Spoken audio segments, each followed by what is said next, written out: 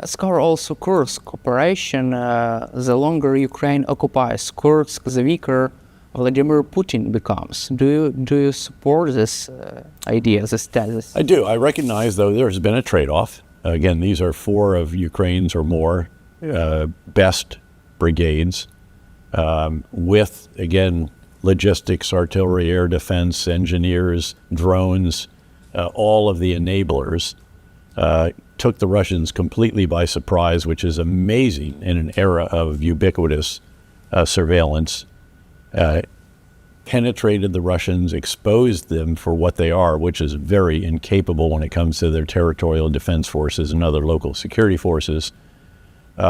Showed that the Russian response was almost incoherent. Why would you actually assign the Minister for Emergency Situations in charge of what has to be a military response? And it took them far too long. They are now going after trying to push to squeeze the Ukrainian area of control to try to eventually perhaps push the Ukrainians out. They've had to increase their forces to do that very substantially. But of course, again, there is a trade-off because these could have been used on the front lines, which are under pressure, particularly, of course, around Pokrovsk. But I'm hopeful, touch wood, that it'll be the Ukrainian drones, again, thousands of them at the enemy every single day. We actually have to think about these suicide drones very differently. Our mindset is that these are weapon systems. They're aircraft. They're not.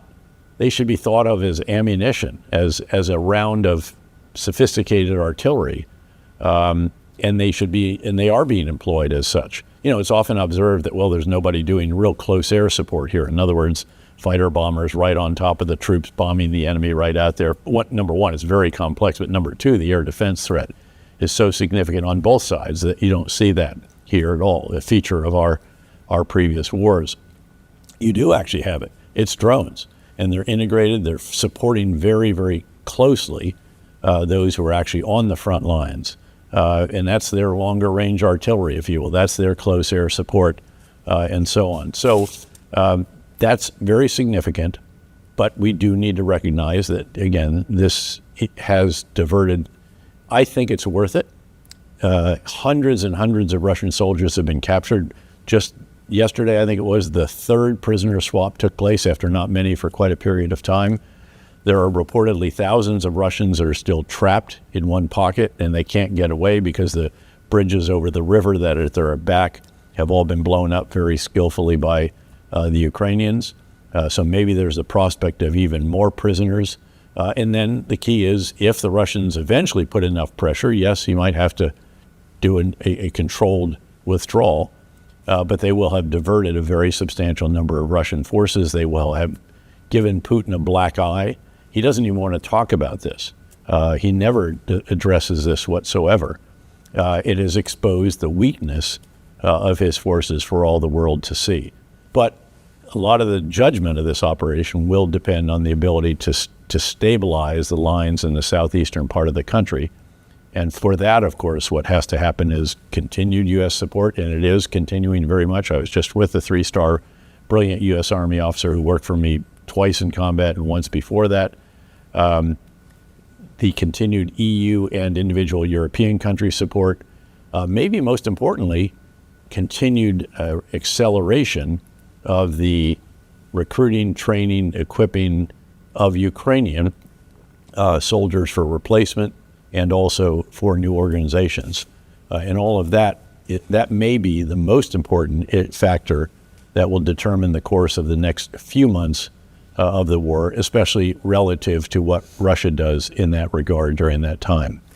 Would Russian elites forgive Vladimir Putin for his failures in the Kursk region? Look, I think Vladimir Putin is in a very strong situation.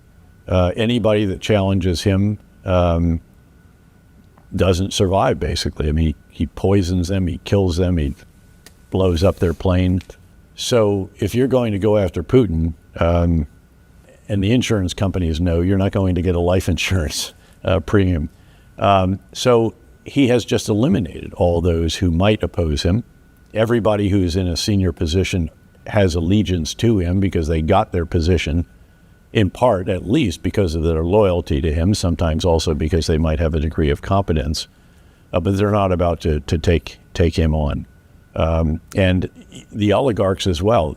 The reason they are billionaires is because Vladimir Putin has showered them with good fortune.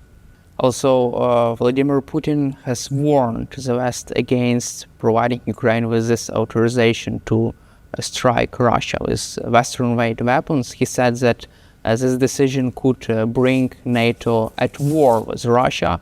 Do you think so? And no, I don't. Do you see this as a Russian bluff? No, I think you should be worried about this. You should evaluate. You should assess it. I'm sure this is one of the topics discussed in these intense negotiations that are going on in Washington and London. But at the end of the day, we have heard his threats since the very beginning of the war, sometimes including threats of use of tactical nuclear weapons. And they have proved empty again and again and again. They're hollow. And he establishes red lines. Ukraine has crossed every red line.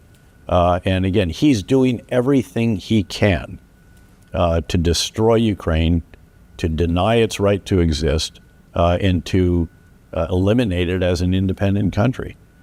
He's not holding anything back. A journalist the other day said, "Oh, what else might he do?" He's doing everything he possibly can. By the way, that is a lot in many cases, and it's causing enormous hardship, not just on the front lines for soldiers, which is obvious, but also enormous hardship for everyday Ukrainian citizens. Obviously, the power outages, again, what lies ahead in the winter is going to be hard. Inflation, all of these different issues for ordinary citizens. I was just sitting with one who's living here in Kyiv and a relative of a friend. This is difficult. People are war weary. They're tired. They know, everybody knows, has had a family member or loved one or friend lost in this war. They've seen the endless destruction wrought by Russian forces and the barbarity of what they have done. So I think you have to understand that why, again, people are war weary. That's legitimate. It's understandable. But that doesn't mean there's not still that iron determination not to let Putin achieve what he's trying to do.